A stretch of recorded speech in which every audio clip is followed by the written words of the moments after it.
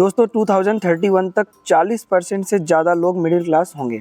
कभी आपने ऐसा सोचा है, ज़्यादातर ऐसा क्यों होता है कि एक इंसान जो मिडिल क्लास फैमिली में पैदा होता है वो मिडिल क्लास रहकर ही मर जाता है। तो आज हम इन्हीं चीज़ों के बारे में जानेंगे कि ऐसी क्या चीज़ है जिसने इतनी बड़ी पॉपुलेशन को मिडिल क्लास जाल में फंसा रखा है। अब इसका मतलब ये बिल्कुल भी नहीं है कि मिडिल क्लास आदमी कम पैसे कमाता है या मेहनत नहीं करता है, बल्कि वो मिडिल क्लास ट्रैप से इसलिए बाहर नहीं निकल पाता है क्योंकि उसके पास जितना पैसा है वो उसे ठीक से मैनेज नहीं कर पाता है, और पैसों को कैसे मैनेज करना है उसे पता ही नहीं होता है क्योंकि उसे यह सिखाया ही नहीं गया है, ना उसके पेरेंट्स के द्वारा, ना उसके फ्रेंड्स के द्वारा, और ना ही टीचर्स के द्वारा। इसलिए आज हम इस वीडियो में कुछ ऐसे सिंपल स्टेप्स के बारे में जानेंगे जिसे फॉलो करके हमारे देश का मिडिल क्लास इंसान इस ट्रैप को समझ पाएगा और इससे बाहर निकल पाएगा। इसके लिए बस हमें थोड़ा सा फाइनेंशियली लिटरेसी की ज़रूरत है क्योंकि हमारे देश में आज भी 90% लोगों को फाइनेंशियल लिटरेसी की कमी है। और इसे समझने के लिए हम डेविड वॉक की बुक द ऑटोमेटिक मिलीनियर से कुछ ऐसे टाइमलेस लेसन सीखेंगे जो आपको मिडिल क्लास ट्रैप से बाहर निकलकर एक मिलीनियर बनने में हेल्प करेंगे। तो वीडियो को स्टार्ट करते हैं।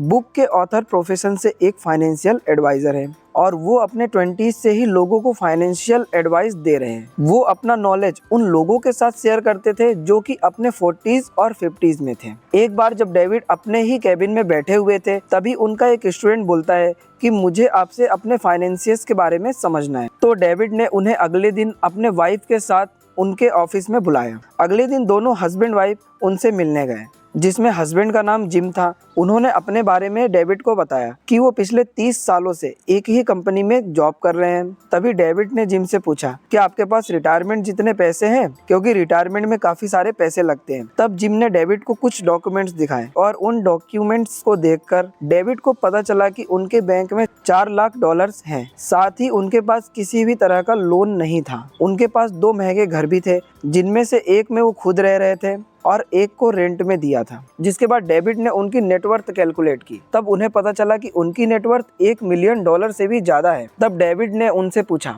एक एवरेज सैलरी वाला इंसान एक मिलीनियर कैसे बन सकता है? तब उन कपल्स ने डेविड को 5 लेसन्स बताए और ये लेसन्स आपके लिए भी उतने ही महत्वपूर्ण हैं। अगर आपने इन लेसन को जान लिया तो आपकी भी लाइफ बदलने वाली है। तो देखते हैं उन्होंने क्या बताया। उन्होंने डेविड को पहला लेसन बताया, पे योर सेल्फ फर्स्ट। इस नियम के अनुसार हमें सेविंग वाला अमाउंट पहले ही अलग कर देना चाहिए और बचे हुए पैसे को नीड्स और वांट्स पर खर्च करना चाहिए, क्योंकि जब हमारे हाथ में पैसे आते हैं तो हम लॉजिक से नहीं इमोशन से सोचना शुरू कर देते हैं और सारे पैसे खर्च कर देते हैं। इसलिए उन कपल्स ने इस नियम को फॉलो किया और ये चीज उनके लिए काफी काम आई। इसी तरह हम भी इमोशनल होकर डिसीजन लेते हैं और जब हम लाइफ में एक मिडिल क्लास ही रह जाते हैं तब अफसोस होता है। इसीलिए आज से ही इन्वेस्ट करना स्टार्ट करें और अपनी कमाई का 10% हिस्सा जरूर इन्वेस्ट करें। दूसरा लेसन जो उन्होंने बताया, पुट इट ऑन ऑटोमेटिक। अब हमें इन्वेस्टमेंट तो करना है, बट हमें हमारी इन्वेस्टमेंट को ऑटोमेटिक मोड पे सेट करना होगा, जिससे कि हमारे अकाउंट में सैलरी आने पर इन्वेस्टमेंट वाला अमाउंट ऑटोमेटिक डिडक्ट हो जाए और डिडक्ट होने के बाद ही हमारे खर्चे के लिए पैसे हाथ में आए। आपको सेविंग्स को एक ऑप्शन की तरह बिल्कुल नहीं देखना है, क्योंकि कई बार पैसे खर्च हो जाने के बाद हमें सेविंग्स करने की याद आती है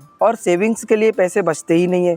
इसलिए आपको अपनी कमाई में से सेविंग्स वाला पार्ट पहले निकाल देना है और इसके लिए आप अपने बैंक में ऑटोमेटिक पेमेंट भी सेट कर सकते हैं। अब तीसरा लेसन जो उन्होंने बताया, द लाटर फैक्टर। इस नियम के अनुसार आप अपने छोटे छोटे फिजूल खर्चे को रोक कर काफी पैसे बचा सकते हैं। जैसे कि एक उदाहरण से समझते हैं, आप कॉफी घर पर भी बना सकते हैं, लेकिन अगर आप कॉफी पीने स्टारबक्स या इनके जैसे कॉफी हाउस में जाते हैं तो ये फिजूल खर्चे, और ये इस तरह के खर्चे हैं जिसे आप ना भी करो तो भी चलेगा। इसी को लाटर फैक्टर कहा जाता है। तो अगर आप इन्हीं छोटे छोटे खर्चों को बचाकर इन्वेस्ट करें तो आप सोचिए रिटायरमेंट तक आप कितना पैसा जोड़ सकते हैं। चौथा लेसन जो उन्होंने बताया, फंड योर ड्रीम अकाउंट। अब आपको अपनी सेविंग्स और इन्वेस्टमेंट्स के बारे में तो पता चल गया, लेकिन अब आप सोच रहे होंगे कि हमारी वांट्स का क्या, यानी हमारी इच्छाएं, उन्हें भी तो फुलफिल करना है। तो इसका सिंपल सा सोल्यूशन है कि आपको एक और अकाउंट में सेविंग करना है और इस अकाउंट का नाम होगा ड्रीम अकाउंट। अब इसमें आप अपने डिजायर को पूरा करने के लिए एडवांस में प्लानिंग करेंगे। उदाहरण के लिए आपको कहीं टूर पर जाना है या साइड इनकम के लिए स्किल सीखना है या कोई बाइक लेना है, तो आप लोन नहीं लेंगे। इसके बजाय आप अपने ड्रीम अकाउंट में पैसे सेव करेंगे और ये ड्रीम अकाउंट में सेव किए गए पैसे से अपना कोई भी ड्रीम पूरा करेंगे और आप महसूस कर पाएंगे कि आपके चेहरे पर एक अलग ही खुशी होगी। इसके अलावा अगर आपकी लाइफ में इमीडिएट कोई प्रॉब्लम आ जाती है, जैसे कि अगर आपकी जॉब चली जाती है, तब भी आपको स्ट्रेस फील नहीं होगा क्योंकि आपने ड्रीम अकाउंट में पहले से ही सेविंग कर रखी है जो कि अब आपके काम आएगी। लेसन नंबर 5 उन्होंने बताया बाई एसेट। पूरी दुनिया में बड़े से बड़े फाइनेंशियल एडवाइजर रियल एस्टेट और घर को दो सबसे बेस्ट इन्वेस्टमेंट मानते हैं क्योंकि इसके दो बड़े फायदे हैं। पहला ये कि रियल एस्टेट की कीमत हमेशा बढ़ती रहती है। दूसरा, आप घर को रेंट पर देकर एक अच्छी खासी रेंटल इनकम भी कमा सकते हैं। ये दो बड़े बेनिफिट के कारण ही ये सबसे बेस्ट इन्वेस्टमेंट है। तो हमेशा एसेट्स को बाई करने पर ध्यान देना चाहिए। उम्मीद है आपको इस वीडियो से काफी कुछ सीखने को मिला। अगर वीडियो अच्छा लगा इसे लाइक करें, हमें सपोर्ट करें। आगे इसी तरीके के वीडियो देखने के लिए चैनल को सब्सक्राइब करें और अपने फ्रेंड सर्कल में इसे शेयर करें। वीडियो देखने के लिए आपका बहुत बहुत धन्यवाद।